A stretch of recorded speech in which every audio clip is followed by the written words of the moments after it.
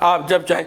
फिर जब वो मेरे चैनल पे चले जाएंगे तो पिछली मुल्तान वाली की जो रिकॉर्डिंग है वो भी, और सरगोदा में एक एग्जीबिशन हुआ है अभी हाल ही में 27-28 फरवरी, एग्रीकल्चर एग्जीबिशन। ज़ाहिर है सारे तो वहाँ नहीं जा सकते, तो मैं अपनी फैमिली को ख़ास तौर से लेकर गया 2 दिन। तो दूसरे दिन जब मैं जा रहा था तो मैं सड़क पे बस ऐसे ही मुझे ख्याल आ गया, नया नया मैंने चैनल बनाया था, 2-3-4 दिन ही हुए थे। मैंने बेगम से पूछा, साथ मेरे बेगम से, मैंने कहा जी क्या ख्याल है रिकॉर्डिंग ना कर लूँ इसको अपने चैनल पर। नया नया चैनल हो ना तो बड़ा शौक़ होता है बंदे को, ये करूँ वो करूँ। तो मैंने कहा क्या ख्याल है मैं रिकॉर्डिंग ना कर लूँ। उनका कोई जवाब ही नहीं आया, चूँकि ऐसे मौक़ों पर बेगमात नाराज़ होती हैं क्योंकि उनका टाइम जो माइनस हो जाता है, बजाय उनके साथ वक्त गुजारने के वो वक्त तो फिर आप गुजारेंगे अपनी रिकॉर्डिंग में। तो खैर फिर मैंने जब मैंने मोबाइल निकाला, वो सड़क पे जा रहे थे उधर एग्जीबिशन की तरफ यूनिवर्सिटी के अंदर, फिर मैंने उसके 12 क्लिप्स रिकॉर्ड किए, मुख्तलिफ स्टॉल्स पे जाके दोस्तों से इंफॉर्मेशन ली, पंजाब सीट कार पे पता नहीं कौन दूसरा, सबसे शॉर्ट उनके इंटरव्यू लेके फिर उसके मैंने उसको भी सेव किया, उसको 4 में कन्वर्ट किया और वो मैंने अपने चैनल पे अपलोड कर दिया हुआ है। तो डेफिनेटली जब अच्छी चीज़ देखेंगे आप तो डेफिनेटली उसको सब्सक्राइब भी करेंगे ताकि आइंदा भी अच्छी चीज़ आपको मिलती रहे। ये प्रेजेंटेशन वैसे मैं इस वक्त वहाँ ऑलरेडी अपलोड कर आया हूँ यहाँ पे। अब ये जो रिकॉर्डिंग हो जाएगी तो इंशाल्लाह अल्फाज ख़ुद नहीं ना बोलते मुँह से, अल्फाज मुँह से नहीं बोलते, हम मोहताज हैं सुनने के। आँख जो कुछ देखती है उसका थोड़ा सा असर दिल पे होता है, अगर वो दिलकश हो तो फिर दिल पे ज़्यादा असर होता है, नहीं तो बस ऐसे पासिंग रेफरेंस हम गुजर जाते हैं, बेशुमार चीज़ें देखते हैं, असर नहीं लेते उससे, असर उसी से लेते हैं जो दिल पे असर करती है। तो अगर देखने के साथ साथ सुनना भी हो तो फिर ज़रा ये असर वाली असर पजीरी बढ़ जाती है। तो अच्छा, इसमें कुरैशी साहब ने माशाल्लाह जैसे बताया होगा आप लोगों को 7.5 से 8.5, 7.5 से 8.5 pH पानी की आइडियल है श्रिम्प के लिए। वैसे लिटरेचर देखेंगे ना तो 6 से 9.5 तक की रेंज में हर तरह की फ़िश पानी में रह लेती है, और जाहिर है ऑप्टिमम pH या बेहतरीन pH से ऊपर या उससे नीचे होगी तो डेफिनेटली जैसे जैसे उसको रहने में मुश्किल पेश आएगी उसकी ग्रोथ भी उसी हिसाब से कम होगी। तो हमने बेहतरीन को टारगेट करना है, क्योंकि हम चाहते हैं कि हम बेहतरीन नतीजा हासिल करें। अच्छा जी, यहाँ से फ़िश हो या श्रिम्प हो तो it totally depend on water, पानी पे इसका सोफे। तो मैं चाह रहा था कि मैं उर्दू में लिखता इसके साथ, लेकिन मुझे ना टाइम नहीं मिल सका, टाइम बहुत मुश्किल से मैनेज होता है, चूँकि उसको छुट्टी ना मिली जिसको सबक याद हुआ। तो मैं और आप अगर काम करने वाले हैं, हम जहाँ भी होंगे वक्त हमारे पास नहीं होगा, हम वक्त के काबू में होंगे। तो मेरे लिए भी ऐसा ही है, मैं रोज़ाना सोचता था कि आज प्रेजेंटेशन बनाऊँ, आज बनाऊँ, लेकिन रात 12:30 बजे मैं सरगोदे से यहाँ पहुँचा हूँ, पैरागॉन सिटी एयरपोर्ट के पास है, और सुबह उठते ही सबसे पहले मैं प्रेजेंटेशन ही बना रहा था। मैंने कहा मैंने जाना है वहाँ तो कुछ ले के जाऊँ साथ में, तो कुछ थोड़ा बहुत बाहर इसमें आ गया।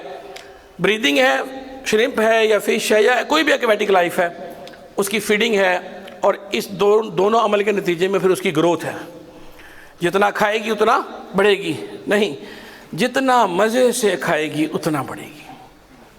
सिर्फ जितना खाएगी उतना बढ़ेगी ये वाला फार्मूला नहीं है, असल बात ही यही है कि जितना मज़े से खाएगी, जो बेफिक्री से खाया हुआ खाना होता है ना वो जुज़्वे बदन बनता है, जान को लगता है।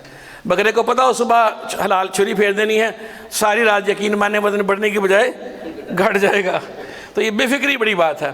तो उसके लिए ज़रूरी क्या बातें हैं, और पानी की मिसाल ऐसे है कि सक्सेस है या फेलियर है, एक्वेटिक लाइफ, जो चीज़ मर्जी पानी के अंदर हम काश्त करें 100% इन्हिसार इसी बात पर है, पानी कैसा है, उस एनिमल के लिए, उस जानवर के लिए पानी कैसा है, वो उसको कैसा महसूस कर रहा है। पानी की क्वालिटी ठीक है तो सक्सेस है, नहीं तो फिर फेलियर है। पानी में 2 मेजर फिनोमिना हैं, 2 ऐसे अवामिल हैं, ऐसे अमल हैं जो हर जानदार कर रहा है। नंबर 1 कार्बन डाइऑक्साइड, वो सांस लेने के अमल में, जैसे रेस्पिरेशन कह रहे हैं, CO2 पानी में छोड़ रहा है, ज़ाहिर जहाँ रह रहा पानी में वहीं जा रही है, वो पानी के साथ मिलती है और कार्बोनिक एसिड बनाती है। ये जो H2CO3 फार्मूला लिखा है ये कार्बोनिक एसिड का। ये जो कोका कोला की बोतल पीते हैं हम, 7 अप की बोतल पीते हैं, उसमें भी यही होता है। उसमें carbon di 60 degree Celsius temperature एक ऐसा टेम्परेचर होता है कि जो टचेबल है, हम हाथ से बर्दाश्त कर सकते हैं। अगर कोई चीज़ 60 डिग्री सेल्सियस पे गर्म है ना, इतनी हम बर्दाश्त कर लें, लेकिन जैसे टेम्परेचर 60 से ऊपर जाएगा हमें छोड़नी पड़ जाएगी। 60 डिग्री सेल्सियस टेम्परेचर से नीचे अगर टेम्परेचर होगा तो कार्बन डाइऑक्साइड की कुछ ना कुछ मिकदार पानी में लाजमन हल होगी, नॉर्मल हालात में, बगैर कोई प्रेशर शर दिए। जितनी भी हल होगी वो कार्बोनिक एसिड बनाएगी, कार्बोनिक एसिड बन जाएगा। अब इन नॉर्मल हालात में 25 डिग्री सेल्सियस टेम्परेचर है, या आज गर्मी है 36 डिग्री सेल्सियस टेम्परेचर है, जितनी भी CO2 की मिकदार पानी में हल होकर कार्बोनिक एसिड में कन्वर्ट हो गई है, अब वो वापस CO2 नहीं छोड़ेगी उस टेम्परेचर पर। उस टेम्परेचर पर CO2 डिकम्पोज होकर नहीं आएगा वापस, बल्कि वो आयोनाइज होगा। जो ये एसिड बनाया कमज़ोर तदाद है, वीक एसिड है, आयोनाइज होगा 2 स्टेप्स में। पहले स्टेप में बाइकार्बोनेट बनाएगा, दूसरे स्टेप में कार्बोनेट बनाएगा। ये दोनों आयोनाइजेबल फॉर्म्स हैं कार्बन डाइऑक्साइड की पानी में, जो हमेशा रहती हैं, माँ सिवाय के दर्जा हरारत 60 से ऊपर जाए, जो कि कभी नहीं जाता। हमारे खित्ते में तो कभी नहीं जाता। सख्त गर्मी के मौसम में भी मैं ख्याल साहब कितना 35 डिग्री चला जाएगा ज़्यादा से ज़्यादा, है इतना, इससे ज़्यादा नहीं। तो इसका मतलब है कि हमें जिस पानी में एनिमल की परवरिश करनी है वो कार्बोनेटेड है, वो कार्बन डाइऑक्साइड वाला है। फिर सुबह शाम के औकात में ये मिकदारें बदलती हैं। अभी आगे नेक्स्ट स्लाइड आएगी, उसमें दिखाऊंगा मैं आपको। An increase in hydrogen ion consider. अच्छा ये देखिए, दोनों, एक कार्बन डाइऑक्साइड का मालिक्यूल पानी में गया है, उसने 2 हाइड्रोजन आयन पैदा किए हैं 2 स्टेप में। दोनों हर पानी में हर मौजूद रहते हैं। जैसे जैसे हाइड्रोजन आयन पानी में आएंगे पानी की तजाबियत बढ़ेगी। हाइड्रोजन आयन का मतलब तजाब, एसिड, पानी की तजाबियत बढ़ेगी। और जो पैमाना है उसका पावर ऑफ हाइड्रोजन आयन वाला, pH वाला, वो इसके उलट है, वो ताल्लुक में, रिलेशनशिप में नेगेटिव में है। उसके पीछे भी लॉजिक है, जो साइंस के तालिब इल्म यहाँ कुछ अगर हैं तो जो वैल्यू 1 से कम मिकदार में होती है, 1.1 है मिसाल के तौर पर, 0.1 है, अगर हम उस 0.1 को शॉर्ट करके लिखना चाहें, या जिसके लिए आप कहते हैं लॉग बनाते हैं, लॉग असल में क्या है कि 10 को 1 कहते हैं, 100 को 2 कहते हैं, 1000 को 3 कहते हैं। बड़ी वैल्यू बताने की बजाय छोटी बतानी पड़े, लॉग इसलिए पैमाना बनाया गया है। और अगर मिकदार 1 से नीचे चली जाए, 10 की ताकत -1 _1 हो गया, 10 की ताकत -2 _0.1 हो गया, माइनस में। इसलिए वो पैमाना pH बनाया गया, पावर ऑफ हाइड्रोजन आयन, कि हम मुश्किल वैल्यूज को आसान 1 2 3 4 5 कहें और उसको आसानी से समझ लें। तो 7 एक सेंट्रल पॉइंट लिया गया है न्यूट्रल वैल्यू के लिए। कहते हैं कि जब pH 7 होती है तो ना वो एसिडिक होती है, ना बेसिक होती है, न्यूट्रल होती है। तो ये इस तरीके से आयोनाइज होगा। हाइड्रोजन आयन बढ़ेंगे तो pH 7 से नीचे चली जाएगी, हाइड्रोजन आयन कम होंगे तो pH 7 से ऊपर चली जाएगी। अगर हमने ऐसा तालाब बनाया हुआ है, बायोफ्लॉक बनाया हुआ है, जिसकी pH 7.5 है, हमने उसके अंदर चीज़ें डाली हुई हैं, DPA डाली हुई है, अमोनिया डाला, यूरिया डाला हुआ है, वगैरह वगैरह, तो अगर CO2 बढ़ रही है पानी में, जो कि अमूमन रात के टाइम बढ़ती है, तो वो वैल्यू 7.5 से नीचे आनी शुरू हो जाएगी। जितनी नीचे आनी शुरू होगी उतना ही हमारा एक्वेटिक एनिमल अनकंफर्टेबल होना शुरू हो जाएगा। ठीक है कि नहीं? दूसरी चीज़ जो जानदार पानी में हर वक्त छोड़ रहे हैं वो अमोनिया। जैसे हम पेशाब करते हैं तो यूरिया छोड़ते हैं, अल्लाह की शान है।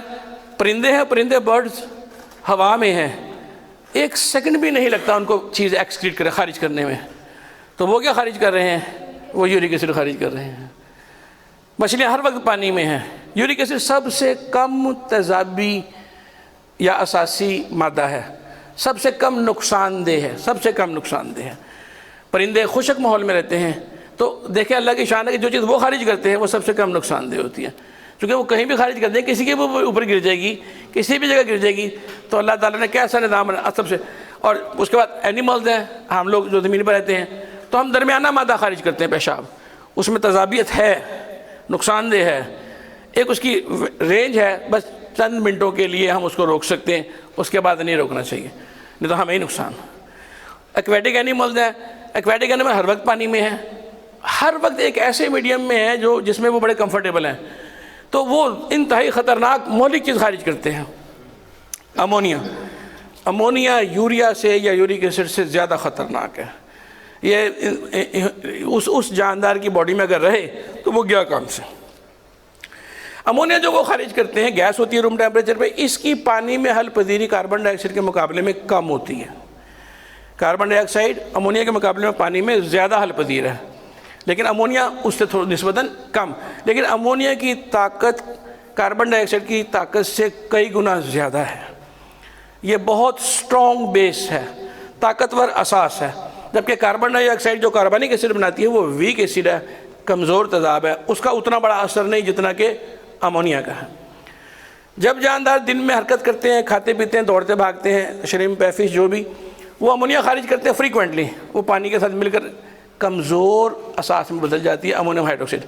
अमोनिया खुद स्ट्रॉन्ग बेस है, अल्लाह की शान देखें, पानी में छोड़ी उस जानदार ने, पानी में जाते ही वो उसकी ताकत कम हो गई।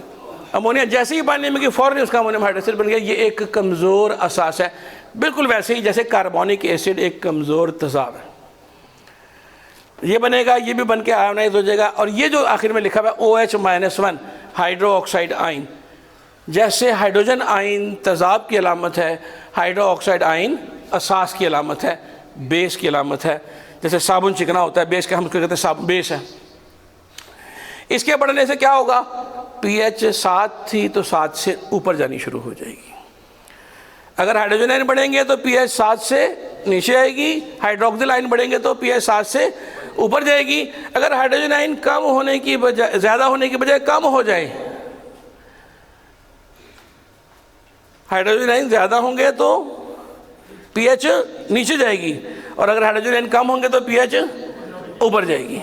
ये दोनों एक दूसरे के बिल्कुल अपोजिट हैं। ये ज़रूरी नहीं है कि हाइड्रोक्सिल आयन होंगे तो ही pH ऊपर जाएगी, ये ज़रूरी नहीं है।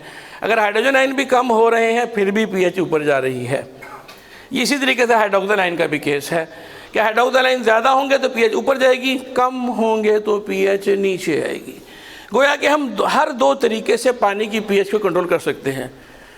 रात के वक्त में pH बहुत नीचे चली गई है, मछली को ख़तरा हो गया, उसने खाना पीना छोड़ दिया है, pH 4 से 5 से भी नीचे चली गई है, ख़तरा है कि रात भर में ये मर जाएगी, सुबह मरी भी मिलेगी, हमें ऊपर तैयार होगी पानी के ऊपर।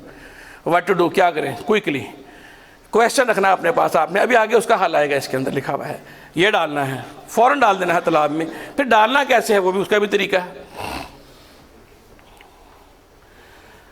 ये उसकी दोनों बातें आ गई। अमोनिया पानी में दोनों हालतों में है, NH3 अनआयोनाइज्ड है, अमोनियम आयन उसका हलशुदा फॉर्म है।